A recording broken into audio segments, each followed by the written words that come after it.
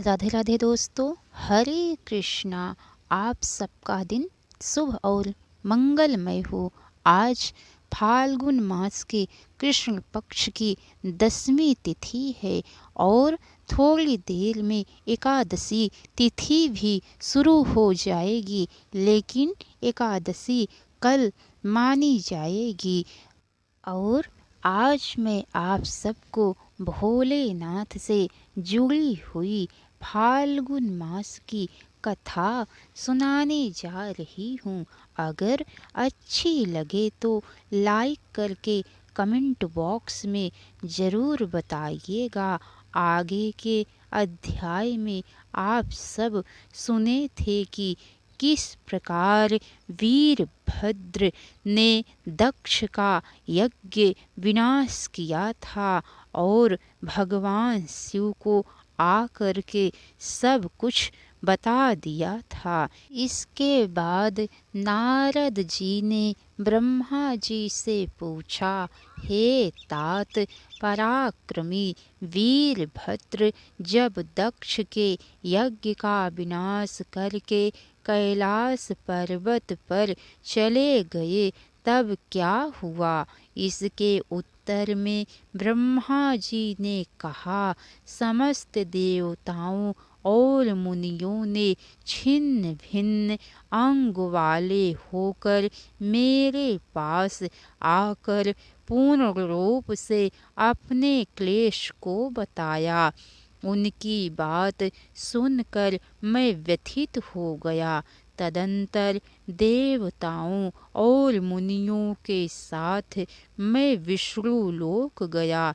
वहाँ मैंने भगवान विष्णु की स्तुति करते हुए अपने दुख का वर्णन किया तथा भगवान श्री हरि से प्रार्थना की कि हे देव, जिस तरह भी यज्ञ पूर्ण हो, यज्ञकर्ता दक्ष जीवित हों तथा समस्त देवता और मुनि सुखी हो जाएं, आप वैसा कीजिए।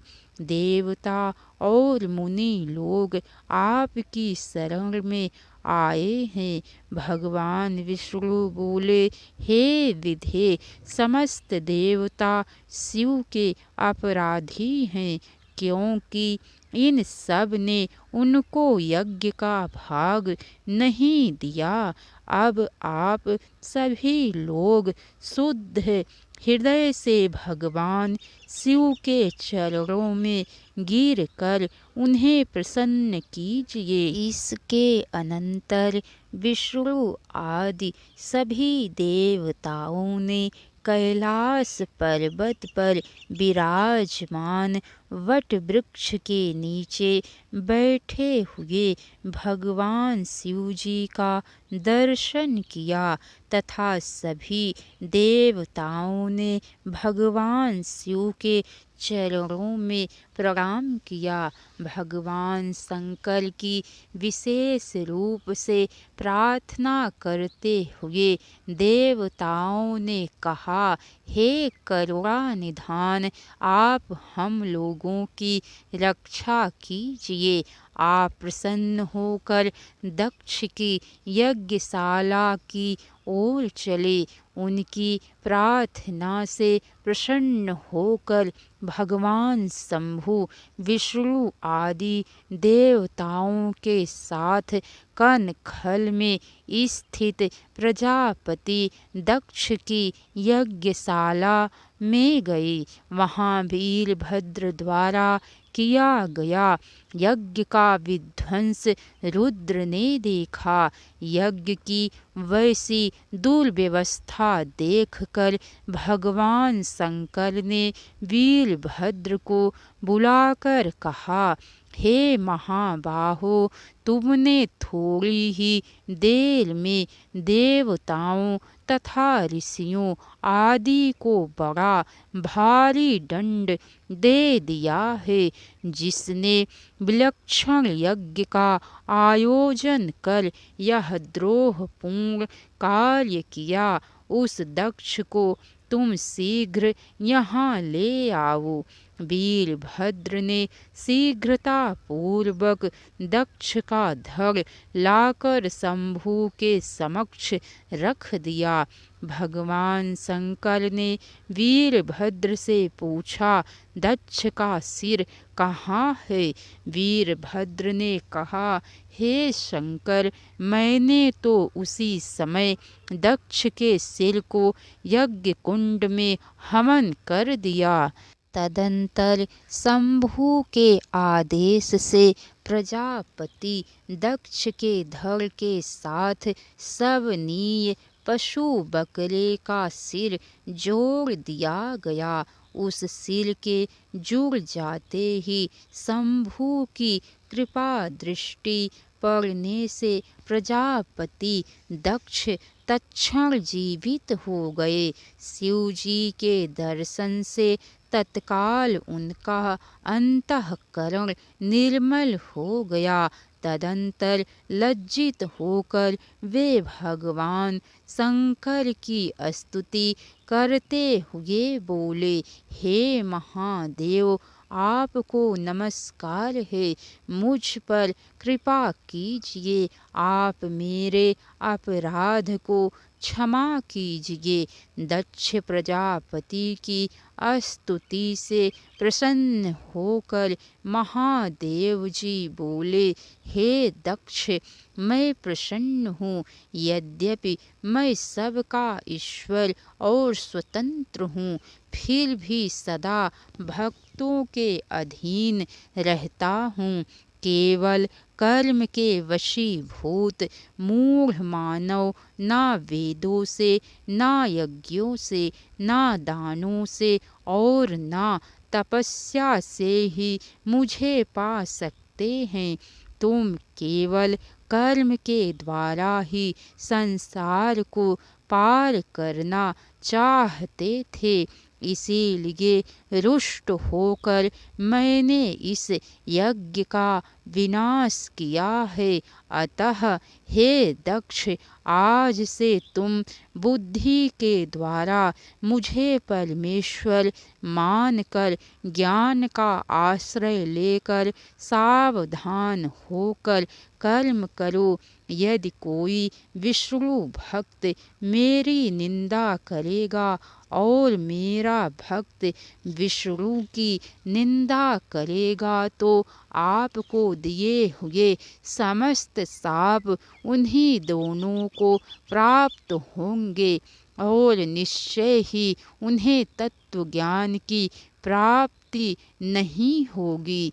हे मुने, उसके बाद भगवान शिव की आज्ञा पाकर प्रसन्न चित्त शिव भक्त दक्ष ने शिव जी की कृपा से यज्ञ पूरा किया।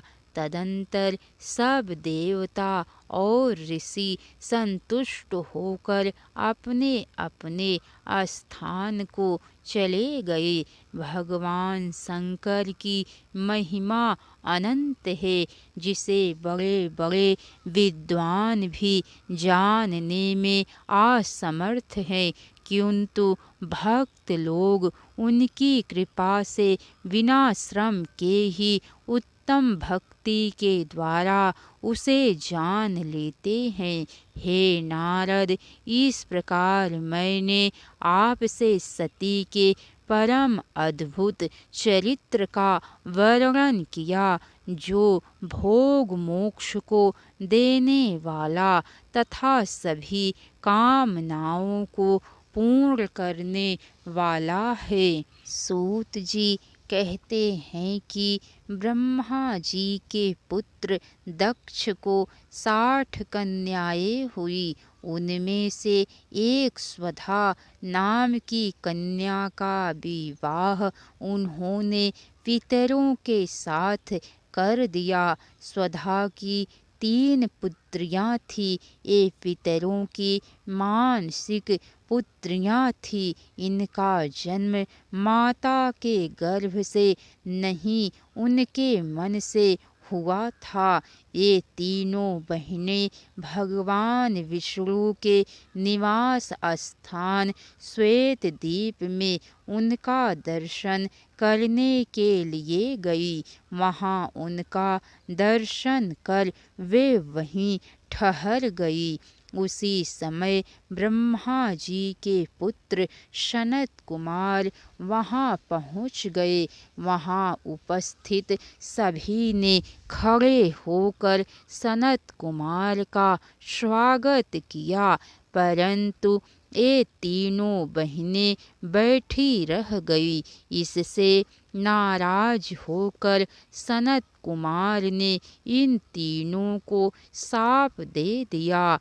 बाद में तीनों द्वारा स्तुति करने पर सनत कुमार ने प्रसन्न होकर वरदान भी दिया और कहा कि तुम तीनों में ज्येष्ठ कन्या मैना हिमालय की पत्नी बनेगी, जिससे पार्वती का जन्म होगा। दूसरी धान्या नाम वाली राजकन्या जनक की पत्नी होगी, जिससे सीता का जन्म होगा। तीसरी कन्या कलावती वृषभान की पत्नी होगी, जिससे राधा नाम की कन्या का जन्म होगा। पार्वती भगवान शिव की पत्नी बनेगी। सीता भगवान राम की पत्नी बनेगी और राधा भगवान कृष्ण को प्राप्त करेगी। इस प्रकार साप के ब्याज से दुर्लभ वरदान देकर सनत कुमार मुनि भाइयों सहित अंतर ध्यान हो गए। राधे राधे दोस्तों, हरे कृष्णा। तो कैसी लगी कथा, लाइक करके कमेंट बॉक्स में ज़रूर बताइएगा। इसके आगे की कथा दोस्तों आप सबको कल सुनने को मिलेंगी। हर हर महादेव।